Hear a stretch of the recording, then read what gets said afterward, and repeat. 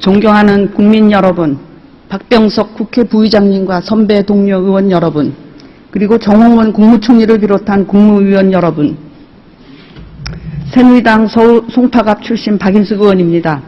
특히 방청석에 자리해 주신 우리 송파갑 주민들께 감사드립니다. 정치가 국민으로부터 신뢰받지 못하고 심지어는 정치권이 괴담의 진원지가 되기도 합니다. 오죽하면 국회를 해산해야 한다는 말에 많은 국민들이 수긍하겠습니까? 이제는 국회가 환골탈퇴하여 어제 우리나라에 첫 금메달을 안겨준 이상화 선수와 같이 국민에게 희망과 긍정의 에너지를 퍼뜨리는 기관으로 거듭날 것을 열망하며 질의 시작하겠습니다. 보건복지부 장관 나와주시기 바랍니다.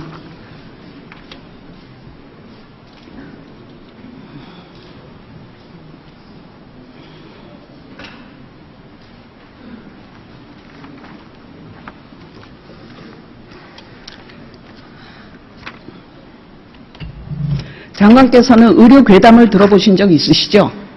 예, 들었습니다. 시중에 놔두는 괴담을 제가 옮기겠습니다.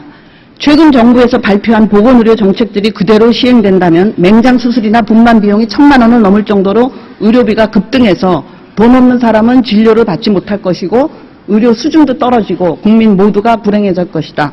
이러고 의료 괴담에서 주장을 하고 있습니다. 슬라이드 보여주세요. 이게 도대체 무슨 말입니까?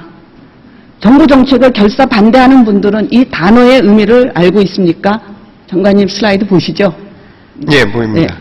원래 정부 발표에는 이런 단어는 단 한 번도 등장하지 않았음에도 불구하고 지금 야당과 일부 단체들은 입만 열면 이런 걸 해서는 안 된다고 목소리를 높입니다. 다음 슬라이드. 장관님 물론 병원에 가보신 적 있으시죠? 예. 우리나라 대부분의 병원이 영리병원이니까 아닙니까? 쉽지 않은 질문이거든요. 그렇습니다. 다음 슬라이드 보여주세요. 답은 둘 다 맞습니다. 네.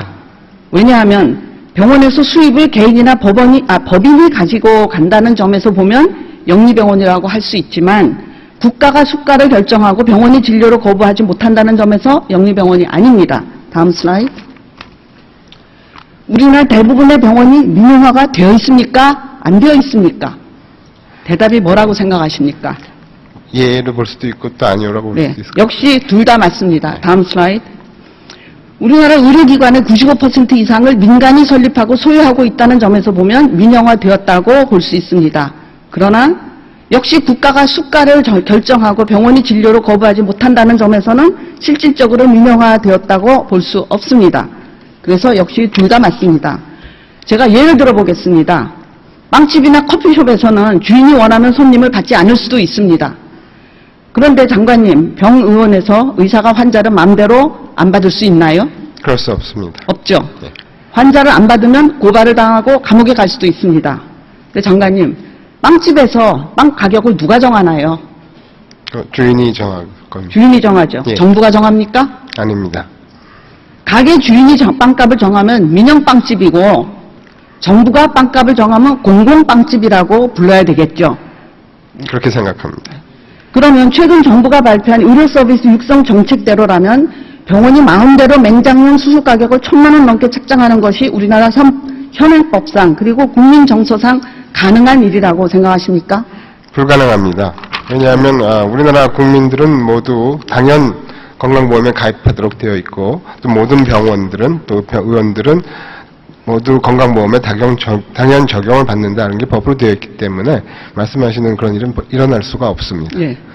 사실 의료산업 활성화 대책이라는 것은 과거 김대중 정부에서 시작해서 노무현 정부 그리고 이명박 정부까지 정권이 바뀔 때마다 국부 창출, 고용 창출 등 좋은 목적을 가지고 정권 초기에는 모두 매우 의욕적으로 추진했으나 매번 어처구니 없는 오해로 인한 저항 때문에 국민적 합의를 이끌어내지 못하고 발표 즉시 폐기되곤 하였습니다. 아시죠? 예, 그거 알고 있습니다. 이런 정책을 박근혜 정부에서 정비하여 다시 시행하고자 하였으나 또다시 터무니없는 괴담이 발목을 잡고 있습니다. 장관님 그렇게 생각하시나요? 예. 다음 슬라이드 주세요. 이 슬라이드는 참여정부에서 2002년에 만든 경제자유구역의 지정 및 운영에 관한 특별법의 내용입니다. 이에 따르면 경제자유구역 내에서는 당연지정제의 예외를 허용하는 영리병원 허용, 그리고 영리병원에서 내국인 진료를 허용하는 내용이 포함되어 있습니다.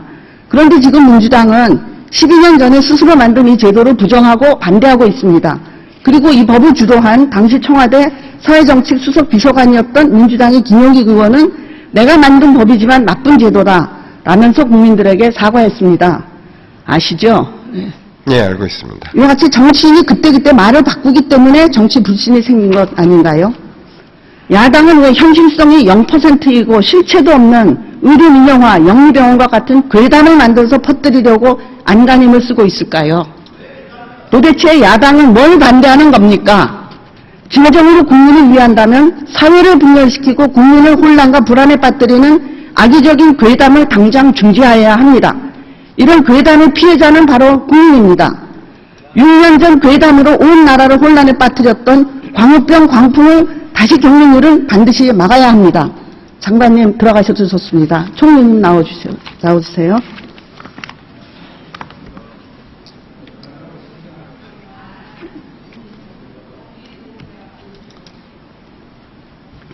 총리님께서는 우리나라 의료가 세계적인 수준인 것을 알고 계시나요? 네, 그렇습니다. 그렇다고 생각하시나요? 네. 의료산업은 오랜 노력과 경험의 축적이 필요하기 때문에 하루아침에 복사나 모방될 수 없습니다. 따라서 의료산업은 향후 10수년간 세계 시장에서 우리가 확실히 우위를 점할 수 있는 분야이자 중요한 미래 성장 동력입니다. 그런데 현재 우리나라의 의료 수출은 너무 미미합니다. 총 무역량 세계 7위, 핸드폰 수출 1위, 선박 수지 1위, 자동차 판매량 5위인 대한민국 산업 수준을 볼 때 의료산업은 심하게 저개발된 분야라고 볼 수 있습니다. 네. 해마다 대의 최고 커트라인을 모두 의대가 차지할 정도로 이공계의 최우수 인력이 집중된 분야의 실적이라고 하기에는 너무나도 초라하고 비효율적인 성적입니다. 다음 슬라이드 보이세요. 다음 슬라이드. 이 지도를 보시면 이 지도는 2012년 한 해에만 세계 여러 나라에서 환자와 동반 여행객을 합해서 약 30만 명이 의료와 관련해서 우리나라를 방문했습니다. 알고 계시나요? 네. 네. 다음 슬라이드 보이세요. 여기서 파란색 막대기는 환자 수, 연두색 막대기는 동반 여행객 숫자입니다. 우리나라를 방문하는 의료 관광객 수는 매년 약 37%씩 증가하고 이런 추세라면 2020년에는 모두 100만 명의 의료 관광객이 우리나라를 방문할 것이 예상됩니다. 다음 슬라이드 보이세요. 의료 관광을 통한 총 수입은 환자와 동반 여행객의 의료비와 기타 관광비를 모두 포함하여 2012년에 7천억을 돌파했고 2020년에는 3조 5천억에 달할 것이 예상됩니다. 총리께서는 이런 의료 관광의 파급 효과를 알고 계셨나요? 네, 아주 매우 적절하게 지적하신 말씀으로 생각을 하고 지금 싱가포르 같은 나라에서는 사실 이런 의료 관광을 통해 가지고 막대한 수입을 올리고 있는 것으로 알고 있고 우리나라에 올 사람들이 오히려 흩어지고 있다고 저는 그렇게 생각을 합니다. 네, 맞습니다. 총리께서는 의료 관광이 의료뿐만 아니라 관광산업, ICT 산업, 기타 산업 등 다양한 분야의 많은 일자리를 창출할 수 있는데도 우리나라는 이를 잘 활용하지 못하고 있다는 것을 그렇게 생각하십니까? 네, 지금 우리나라의 의료 관광 산업을 앞으로 잘 장려를 하게 되면 사람들이 예를 들어서 아랍 지역 사람들이 가족끼리 와가지고 네. 관광도 하고 쇼핑도 하고 또 그러면서 무슨 수술이나 치료도 받고 이렇게 할 수 있게 되면 그로 인한 서비스 산업 이런 고용도 엄청나게 창출될 뿐만 아니라 경제적인 효과는 엄청나다고 생각을 합니다. 네. 다음 슬라이드 보여주세요. 예. 일부에서는 의료 관광에 성형수술만 있는 걸로 알고 있는데 사실 그게 아니라 우리 최대의 강점은 암치료, 심장수술, 생체 간 이식과 같은 고난이도 의료 분야입니다. 또한 척추, 불임, 관절, 종합건진, 한방, 웰빙, 요양, 심지어 화장품까지도 포함하는 다양한 스펙트럼을 갖고 있습니다. 이렇게 많은 분야가 의료 관광에 적용되는 것을 알고 계시죠? 네, 그렇습니다. 이렇게 다양한 스펙트럼의 의료 관광을 육성하려면 의료기술 이외에도 출입국 비자, 운송, 먹거리, 문화 콘텐츠, 쇼핑, 숙박, 모바일 디바이스, 의료기기, ICT가 융합된 유헬스와 같은 여러 분야의 지원이 필요합니다. 또한 지원과 더불어 절실히 필요한 것이 새로운 의료 패러다임이 적용되는 국가 제도입니다. 다음 슬라이드 보이세요. 이를 치중하기 위해서는 그림에서 보시는 바와 같이 정부 내에 여러 부처를 망라하는 컨트롤 타워가 반드시 필요합니다. 총리님께서는 어떻게 생각하십니까? 예, 적절한 지적이라고 생각을 하고요. 앞으로 이런 다양한 분야가 협업을 해서 좀 국제적인 글로벌 마인드를 가지고 대처할 수 있도록 저도 관심을 갖겠고 좀 많이 도와주시기 바랍니다. 네, 칸막이도 없어야 됩니다. 주인이 들어가셔도 좋습니다. 복지가 얼마나 중요하고 선진국에 비해 우리가 아직 미흡한 것은 사실입니다. 그러나 복지 증진을 위해서는 막대한 재정이 필요합니다. 따라서 여야 모두 복지를 늘리는 부분에 대한 고민뿐 아니라 재정을 확충하는 방안도 함께 마련되어야 합니다. 우리 산업은 야당의 주장처럼 의료를 돈벌이 수단으로만 보는 천호박한 자본주의가 아니라 의료 여건이 열악한 국가의 환자 치료 등 생명을 살리는 고귀한 인도주의적 행위이기도 합니다. 우리가 이미 세계적 수준을 확보하고 있는 의료산업의 육성 방안에 관해서 여야가 머리를 맞대고 끝장 토론이라도 해서 하루빨리 국민 모두에게 골고루 혜택이 돌아갈 수 있는 방안을 모색할 것을 제안합니다. 공식 제안합니다. 다음 슬라이드 보여주세요. 우리는 9월의 정부, 참여정부, 이명박 정부를 거치며 괴담으로 인하여 아까운 시간을 낭비했습니다.